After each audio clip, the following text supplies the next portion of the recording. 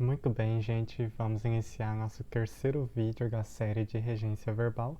No vídeo de hoje veremos o uso do verbo esquecer e lembrar e também de outros verbos, como por exemplo o verbo agradecer, perdoar, pagar e também as múltiplas formas, os múltiplos significados do verbo visar. Então vai ser um vídeo muito importante, espero que vocês tenham um bom proveito. Começando então pelo verbo esquecer e lembrar.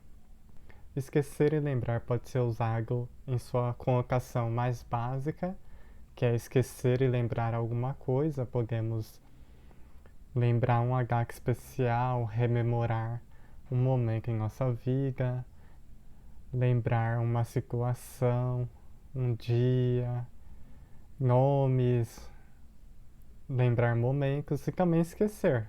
Consequentemente, podemos esquecer coisas. Aqui os exemplos que eu dei. Lembrei o nome dele. Ou também, esqueci meu celular em casa. Nesse sentido, o verbo esquecer e lembrar são usados como verbos transitivos diretos, que são aqueles que exigem um complemento e esse complemento não é precedido de nenhuma preposição. Então, lembrei alguma coisa. Que coisa eu lembrei? O nome dele. Então, o nome dele exerce a função de complemento verbal, aquele que completa o sentido do verbo lembrar como um termo integrante, complexo sentido, e não possui nenhuma preposição acompanhando. Ele está sem preposição. Agora, se o mesmo verbo esquecer e lembrar for empregado com um pronome, ou seja, se ele for um verbo pronominal, ele agora se transforma em VTI, verbo transitivo indireto. Esqueci-me do livro. Lembra-se de mim? Ou eu me lembro de algo. Ou você se lembra daquele dia? Esses exemplos mostram pra gente que quando o verbo lembrar ou esquecer é usado com o pronome se, ele é um VQI. Por quê? Porque exige um complemento do livro com a preposição de. Lembra-se de mim, que é a preposição de aqui sendo exigida pelo verbo. Por isso ele transita por quê? Porque ele necessita de um complemento e esse complemento é preposicionado, ou seja, um objeto indireto pedido pelo verbo transitivo indireto. Esses dois exemplos aqui de cima poderiam ser também transformados em VQI. Como poderíamos fazer isso? Colocando a partícula C, o pronome C. Lembrei-me do nome dele, agora vai precisar da preposição de. Esqueci-me de meu celular em casa. O verbo fugir tem o uso mais recorrente dele, o uso mais recorrente seria fugir de algo, fugir de alguém. Então a gente utiliza normalmente o verbo fugir com a preposição embutida sem nem notar.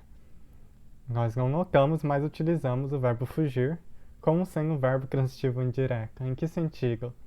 Quando a gente pergunta, você está fugindo de mim? Ou eu estou fugindo de alguém, eu estou fugindo de uma situação. Nesse sentido, fugir é um VQI. Por quê? Verbo transitivo indireto. Porque o sujeito, tá aqui o presidiário, fugiu de alguém. O verbo fugir necessitou de um complemento e esse complemento veio preposicionado. O aluno fugiu do tema, ou seja, distanciou-se do tema, escapou do tema. É um uso também bem recorrente, ainda mais para as pessoas que fazem redações, os alunos que fazem redações. Normalmente se ouve isso, o aluno fugiu do tema, poderia ser também o aluno fugiu ao tema. E podemos também empregar fugir sem a necessidade de um complemento, que seria fugir como verbo intransitivo. No sentido de retirar-se, de simplesmente sair, e quando tem essa colocação de sair, de retirar, não é necessário nenhum complemento. Eu fugi e não voltei mais. Simplesmente isso, eu me retirei, eu saí e não voltei. Tanto fugir como voltar são verbos intransitivos que não necessitam de nenhum complemento, eles por si só garantem a sua semântica. Fuja pra longe, não volte mais. Os verbos morar e residir, como eu falei na aula passada, são intransitivos também, embora sua regência necessite da preposição em. Morar em algum local, residir em algum local. Obedecer e desobedecer. Sempre quem obedece, obedece a alguém, e quem desobedece, desobedece a alguém também. A preposição a é exigida nesse sentido. O bom motorista obedece às leis de trânsito. Sempre desobedecia ao pai. Nesses dois casos, quem é a preposição a sendo pedida pelo verbo obedecer e desobedecer. As leis. Ocorreu o fenômeno da crase porque uniu-se a preposição a com o artigo as. Aqui não houve essa fusão porque houve uma combinação da preposição a com o artigo o. Ficou ao. Sempre desobedecia ao pai. Mas quando tem uma palavra feminina na frente da preposição a, muito provavelmente vai acontecer o fenômeno da crase. Então precisa tomar esse cuidado. Os verbos pagar, perdoar e agradecer, eles podem ser utilizados como VQG, verbo transitivo direto, verbo transitivo indireto ou verbo transitivo direto e indireto. Depende do contexto. Quando eu pago ou quando eu perdoo alguma coisa, eu estou utilizando o verbo em sua forma transitiva direta, logo ele vai exigir um complemento objeto direto. Paguei a conta, paguei o boleto, paguei a dívida, são o quê? Pagamentos de coisas. Agora, quando eu pago uma pessoa, ou quando eu perdoo uma pessoa, é perdoar a alguém. Quando o objeto é a pessoa, vai ser necessário a preposição a. Perdoei perdoei aos inimigos, ou então paguei ao banco, paguei à instituição financeira, perdoei a dívida, ou seja, perdoei uma coisa. Agradecer aqui também. Eu agradeci uma coisa, certo? O elogio, mas também podemos agradecer a alguém. Eu agradeci a Deus. Agradecemos então uma coisa, algo que foi feito, também pode ser agradecido a uma pessoa, ou também usar a forma transitiva direta e indireta, que se utiliza dos dois objetos, o objeto direto e o objeto indireto, ou seja, a coisa e a pessoa. Eu agradeci a meu amigo o elogio. Então, agradeci a alguém algo. Paguei ao feirante.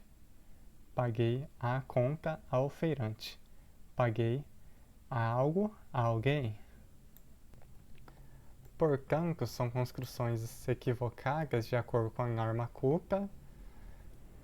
Paguei o meu amigo, porque o meu amigo não é uma coisa, ele é uma pessoa, então necessariamente precisaria colocar a preposição a para acompanhá-lo.